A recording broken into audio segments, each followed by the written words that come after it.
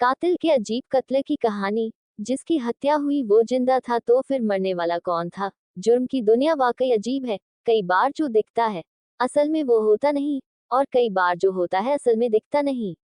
ये कत्ल की कहानी भी कुछ वैसी ही है। जिस शख्स की मौत होती है मौके से उसकी लाश भी मिलती है, और सुसाइड नोट भी मिलता है, वहां से मौत के सबूत भी मिलते हैं, और मौत की वजह भी।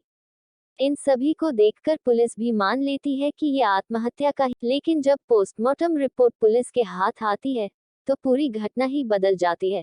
अब पुलिस फिर से तफ्तीश शुरू करती है। फिर जो कहानी सामने आती है तो उसे जानकर पुलिस भी दंग हो जाती है। आज क्राइम की कहानी में मध्य प्रदेश के एक बेहद ही सस्पेंस थ्रिलर मर्डर मिस्ट्री की सच्ची कहानी।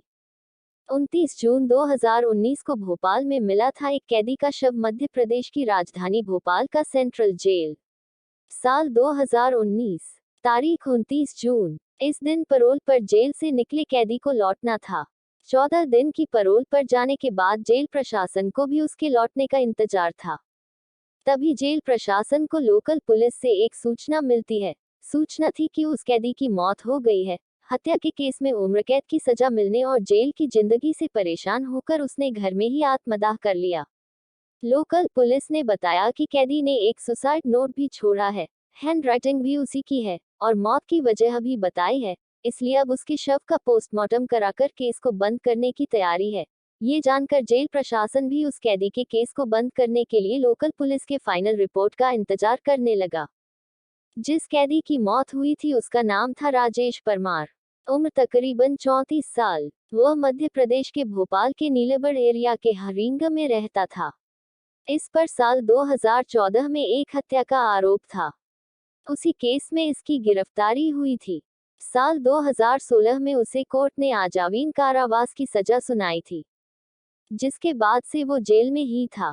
उसी समय राजेश के पिता की मौत हो गई थी। इसी वजह से उसे 14 दिनों की पैरोल मिली थी। इसलिए 15 जून को वो पैरोल पर बाहर आया था। 29 जून को उसकी पैरोल खत्म होने वाली थी। इस वजह से उसे हर हाल में 29 जून को जेल में लौटना था। लेकिन 29 जून की सुबह ही उसके घर से आग की लपटें निकलने लगी थीं, जिसे देख आसपास के लोगों ने पुलिस को सूचना दी। फायर ब्रिगेड की गाड़ियां और लोकल पुलिस मौके पर पहुंची। आग बुझाने पर देखा गया तो एक युवक बुरी तरह से जल चुका था। चेहरा और शरीर भी पूरी तरह से जला हुआ था। देखकर ही वो मरा हुआ लग रहा था। फिर भी पुलिस ने आखिरी उम्मीद में उसे तुरंत अस्पताल में भर्ती कराया, जहां डॉक्टरों ने मृत करार दिया। सुसाइड नोट से मौत की वजह। अब पुलिस ने घर की तलाशी ली तो एक सुसाइड नोट भी मिला, जिसमें लिखा था कि पिता की मौत होने से वो दुखी था। अब परिवार में कोई उसे पैरोल भी नहीं दिलाएगा। इस वजह से वो अब दुनिया से निराश हो चुका है। लिहाजा वो आग लगाकर आत्महत्या कर रहा है। इसके लिए कोई दूसरा जिम्मेदार नहीं है। अब ये सुसाइड नोट के आधार पर पुलिस ने भोपाल सेंट्रल जेल को भी सूचना दी। शव को पोस्टमार्टम के लिए भेज दिया। साधारण सुसाइड केस की तरह पुलिस ने भी इसे एक तरह से बंद कर दिया। उधर पोस्टमार्टम के बाद शव को रिश्तेदारों को सौंप दिया गया। रिश्तेदारों ने भी शव का अंतिम संस्कार कर दिया। लेकिन इस पूरे केस में 24 घंटे बाद नया मोड़ आया, जब वहां की पुलिस को राजेश परमार की पोस्टमार्टम रिपोर्ट मिली। उस समय के भोपाल पुलिस के नए एएसपी अखिल पटेल के पास नीलबट का एरिया था। इन्होंने जब पोस्टमार्टम रिपोर्ट देखी तो चौंक गए। रिपोर्ट में लिखा था कि गला दबाने से जान गई है, यानी मौत की वजह आग या धुएं से दम घुटना नहीं बल्कि गला दबाकर हत्या हुई है। फिर वो इस केस की तफ्तीश में जुट जाते हैं। तुरंत मौके से ली हुई सभी फोटोग्राफ अपने पास मंगवाते हैं। अगर आग से जलकर मरा तो फिर गला किसने और क्यों घोंटा, सभी फोटो को बारीकी से देखते हैं। एक फोटो में वो देखते हैं कि मरने वाले शख्स का पैर बिल्कुल एक दूसरे से चिपका हुआ था, जबकि जब भी कोई जलकर मरेगा तो वो तड़पने लगेगा। फिर उसके पैर एक दूसरे से चिपकने के बजाय अलग अलग होने चाहिए। लेकिन इस केस में ऐसा नहीं था। दूसरी तस्वीरें भी देखते हैं।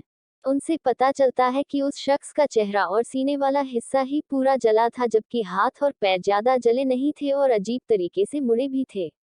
इससे शक यही होता है कि कहीं हाथ और पैर बंधे तो नहीं थे जिस वजह से ऐसा हुआ। अब इसका पता लगाने के लिए वो पुलिस अधिकारी पूरी टीम के साथ मौके पर जाते हैं।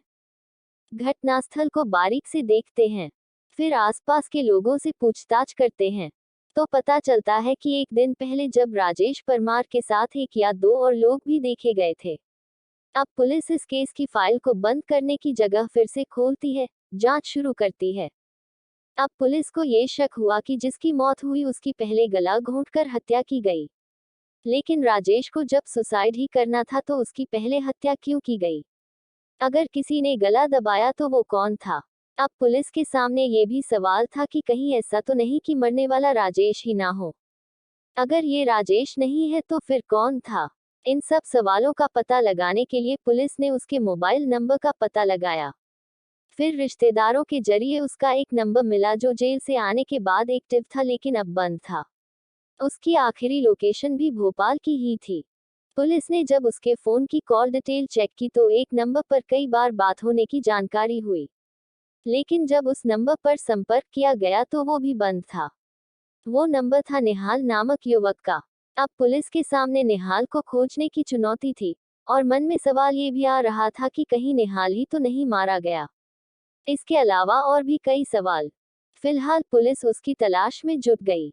फिर पता चला कि निहाल मूल रूप से बिहार का रहने वाला है और पहले राजेश के मकान में ही किराए पर रहता था, लेकिन कुछ महीने से यहाँ से दूसरे मकान में शिफ्ट हो गया था। अब पुलिस की जांच में निहाल की लोकेशन गुजरात में मिली। इसके बाद पुलिस की एक टीम गुजरात पहुंची और दबोच लिया। इसके बाद जब उससे कड़ाई से पूछताछ हुई तब उसने जो कहानी बताई वो बेहद ही चौंकाने वाली थी। मरने वाले के दोस्त ने चौंकाने वाली बताई ये कहानी। निहाल ने बताया कि जेल से पैरोल पर आने के बाद राजेश ने उससे संपर्क किया था। फोन पर बात हुई और वो उससे मिलने भी गया था। बातचीत के दौरान वो काफी परेशान था, इमोशनल भी था, क्योंकि पिता की मौत के बाद उसे अब जिंदगी में शायद ही कभी पैरोल मिलने की उम्मीद थी। इसीलिए उसने सोचा था कि वो दुनिया की नजरों में हमेशा के लिए मर जाए और असल में जिंदा भी रहे। इसके लिए उसने कुछ क्राइम सीरीज देखी थी, जिसके बाद एक खौफनाक आइडिया अपनाया। इसके लिए उसने घर में रहने वाली एकमात्र मां को पूजा करने के बहाने 23 जून को ही बाहर भेज दिया था। इसके बाद साजिश रची कि 29 जून को पैरोल खत्म होने के बाद भी उसे जेल नहीं जाना पड़े। इसलिए 28 जून को ही किसी दूसरे शख्स को अपनी जगह मारकर दूर कहीं चले जाने की तैयारी में जुट गया। इस काम में मदद के लिए उसने मुझे बुलाया, लेकिन मैंने साफ मना कर दिया। इसके बाद उसने 1 लाख रुपए का लालच दिया और कुछ पैसे एडवांस में भी दिए। इसीलिए उसके झांसे में आ गया। इस तरह 29 जून को पैरोल खत्म होने से ठीक एक दिन पहले यानी 28 जून को ही हम दोनों की मुलाकात हुई। 28 जून की शाम को ही दोनों घर पर ही फोन छोड़कर घूमने निकले ताकि लोकेशन ट्रेस ना हो सके।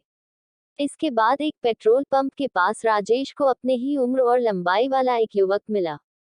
उस युवक ने अपना नाम राजू रेकवार बताया था, और दोनों फिर बातचीत करते हुए दोस्त बन गए। बातों ही बातों में दोनों ने राजू को घर पर पार्टी करने और शराब पीने के लिए तैयार कर लिया। राजू मजदूरी करता था, इसलिए खाने और शराब के लालच में तुरंत तैयार हो गया। राजू भी दोनों के साथ राजेश के घर पर आ गया। यहाँ पर राजू को इन दोनों ने खूब जमकर शराब पिलाई। जब उसने अपना होश खो दिया तभी राजेश ने उसकी गला दबाकर हत्या कर दी। इसके बाद उसके हाथ और पैर को रस्सी से बांध दिया, ताकि अगर जिंदा भी हो तो आग से बच। हाथ पैर बांधने के बाद उसे फर्श पर लिटाया और घर में रखी किताबों को उसके ऊपर डाल दिया। फिर राजेश ने खुद ही एक सुसाइड नोट लिखा और उसे कुछ दूरी पर रख दिया ताकि वो सही सलामत पुलिस को सुसाइड के सबूत के रूप में मिल जाए। इसके बाद दोनों ने बाइक से निकाला हुआ पेट्रोल भी डाल दिया ताकि आग से वो पूरी तरह से जल जाए।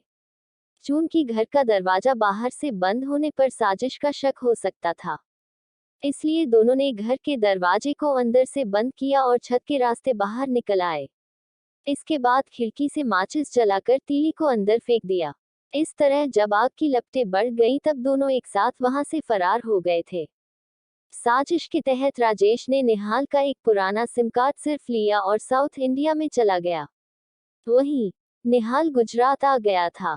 अब पुलिस ने निहाल की कहानी की सच्चाई का पता लगाने के लिए उस मृत युवक के बारे में पता लगाया, तो ये सच निकला, क्योंकि राजू रेकवार की पत्नी ने 28 जून की रात में ही लोकल पुलिस में गुमशुदगी की शिकायत दी हुई थी।